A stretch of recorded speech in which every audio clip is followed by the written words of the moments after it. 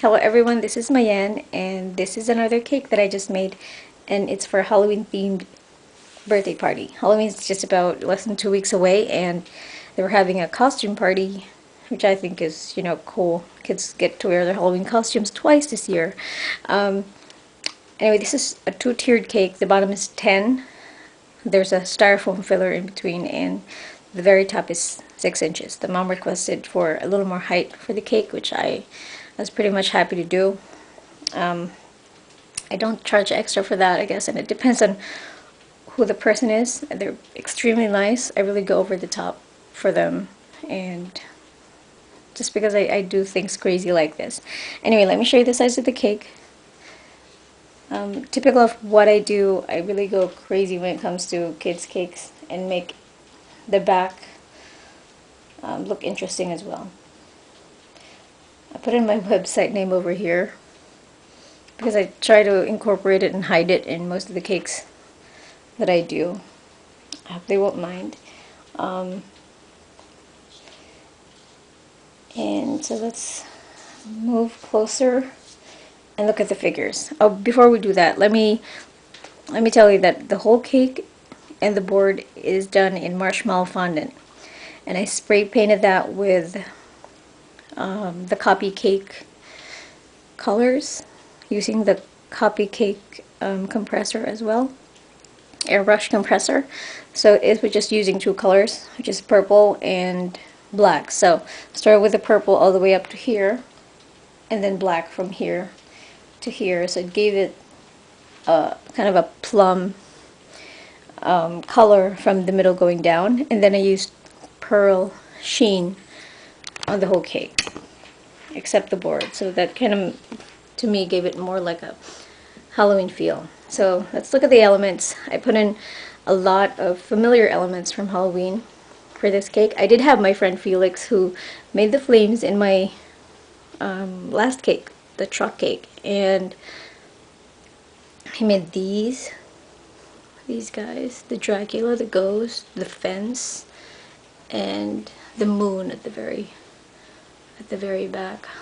So again, if you have a friend or a son, a daughter who is interested in making these and they're good at it, take advantage of it.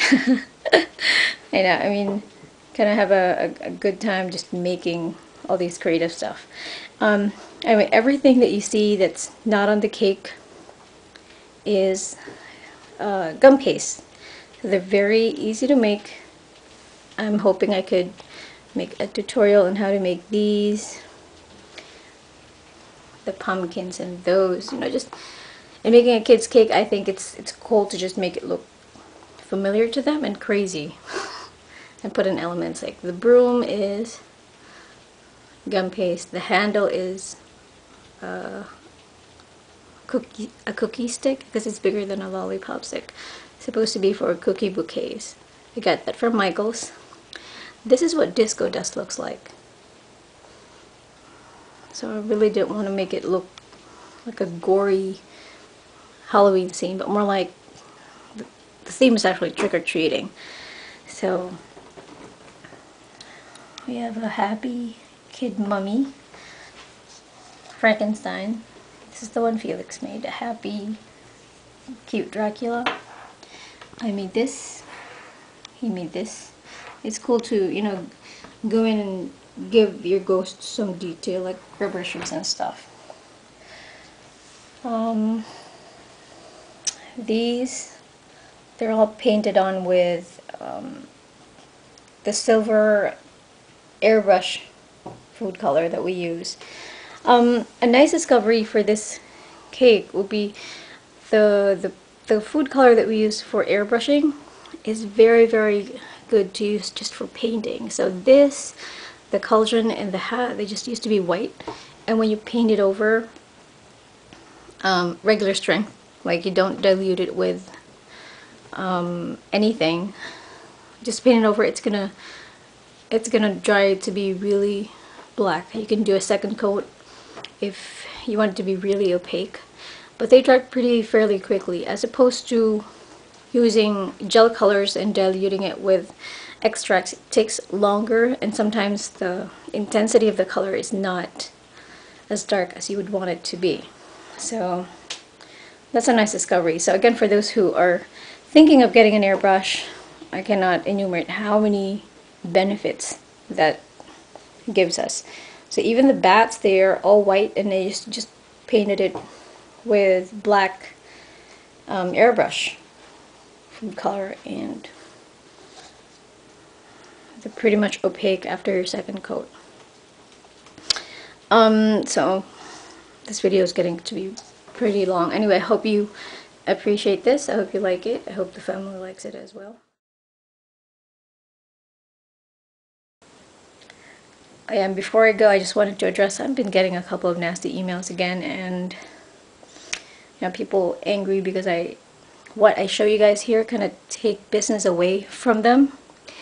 I just have this to say, you know, if people like us don't have 500, 600, 700 bucks to spend on a cake, then you have not lost business, because we're not really going to have money to spend that much on the cake. I think you're just upset because some other people are discovering their own talents by being encouraged and, you know, just trying to make these things. So I think it's unfair to kind of prevent others from learning and to point fingers at me because we kind of show them how to make it. So, you know, I mean the encouraging emails, the thank yous and stuff, you know, you guys outnumber those things, but when you get nasty emails like that, it kind of pokes you at the sides, and it's just not a happy moment when you read it. But I am still encouraged by people who have found, you know, their passions and are encouraged in pursuing something like this, especially when you make it for your loved ones. You know, that's just priceless. I get emails from teenagers to grandparents, you know, and that's not even counting moms and dads and uncles and aunts and people in between. But you know, to just say you want to, you know, keep them from learning this, I think is very unfair. Anyway, that's too much talk. Hope you guys enjoyed this one, and I'm hoping to make a tutorial on some of the elements so that newbies can make them for this Halloween. Thank you so much. You guys have a great day. Bye.